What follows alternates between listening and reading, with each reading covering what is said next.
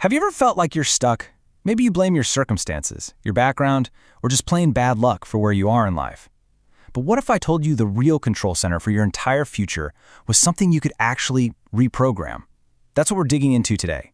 We're going to treat your mind like an operating system, one that we can upgrade for success. And this quote right here, it just gets straight to the heart of it. Think about it like a series of dominoes, right? Your thoughts, they drive your actions. Your actions then build your habits. And your habits, well, they literally create your future. It all starts with what's going on between your ears. And here is the really powerful truth. If your mind is currently running on programs of fear or doubt or a bunch of excuses, that is not a permanent state. Not at all. It's just old software. We can uninstall that bad code and upgrade to a system that's actually built for success. So, you ready? Let's get started. All right, first things first, we have to run a diagnostic. We've got to find the hidden bugs in the system that are holding you back. This is all about identifying and, more importantly, removing those limiting beliefs that are running in the background and just slowing everything down. So, what even is a limiting belief? Well, here's what it's not. It's not a fact. It's really just a mental program, a thought that you've repeated to yourself so many times that your brain just goes, yep, that must be true. These invisible programs are often the real reason we feel stuck, and they control our decisions without us even realizing it. So, do any of these sound a little too familiar? I'm not smart enough. I can't speak confidently. I always fail. Listen, this is just faulty code. These aren't truths. They're just stories that your brain has cooked up based on past experiences. It is absolutely time to debug them. The good news is we can totally uninstall this faulty programming. And the process is simple, but it is so powerful. It all starts with awareness, just noticing that negative inner voice. Then you move to questioning. You challenge it. You ask if it's really true. Next, you actively replace it with a better, more empowering thought. And finally, the most important part, you take action. Even a tiny step that proves the new belief is true. You know, the magic is really in this one simple question. The next time that little voice pops up and says, "You always fail," just stop and ask yourself, wait a minute, is that 100% true? Have I never succeeded at anything in my entire life? Of course not. The moment you question it, that belief starts to crumble. Because most of them are just exaggerated stories. They're not facts. Okay, so we've started deleting some of that old, buggy code. Now it's time to recalibrate our mental processor. This next listen is all about training your mind to stop automatically searching for problems and instead start scanning for opportunities, especially when you're in the middle of a challenge. Just look at this comparison. It's the exact same situation, but two totally different ways of processing it.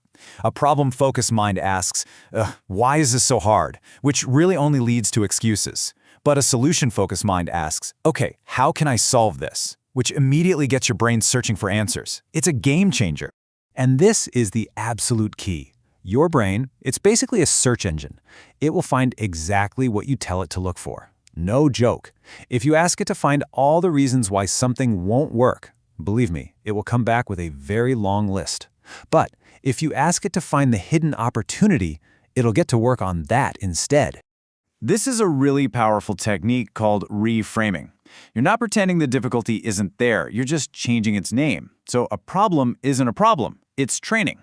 A failure isn't the end of the world, it's a lesson. This simple shift in language builds that mental resilience you need to just keep moving forward. Okay, let's move on to lesson 3 and see how this all connects. Now that we've cleared out the bugs and we've refocused our processor, it is time to install the brand new software. I'm talking about the daily habits that will run automatically in the background and support our goals. And the very first program you've got to install is a strong morning routine. Seriously, the first hour of your day sets the entire tone for the next 15. If you start the day by scrolling through your phone, you've already given control away to distractions. But if you start with intention, maybe reviewing your goals or learning something new, you program your mind for focus right from the get-go. Think of these as the essential apps for your new mental operating system. Daily learning, that keeps you updated. Self-discipline is your run program button. Positive self-talk is your power source. Each one of these works together to build a really powerful, automated system for success. This quote just says it all, doesn't it? Motivation is great, but it comes and goes. Habits? Habits are what you fall back on when things get tough.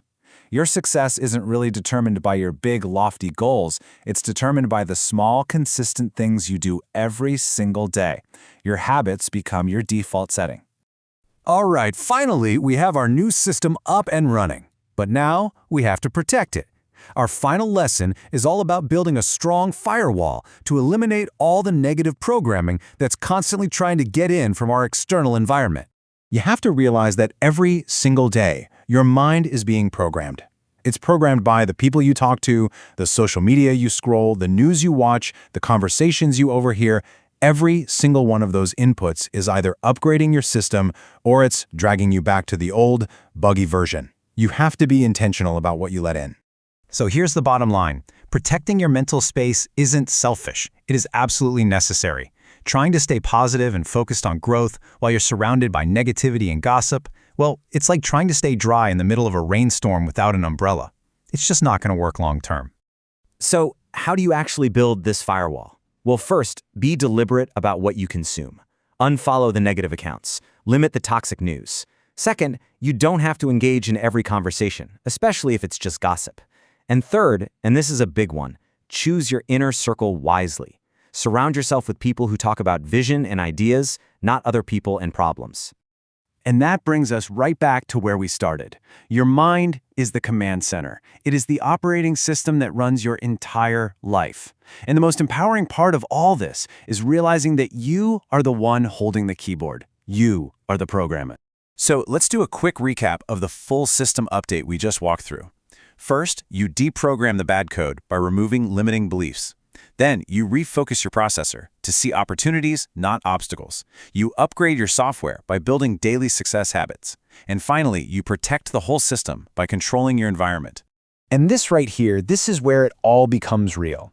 Because change doesn't happen just by listening to something like this. It happens by doing. So take a second and really think about it. What is the one line of code, the one limiting belief, the one negative habit that you can start changing today?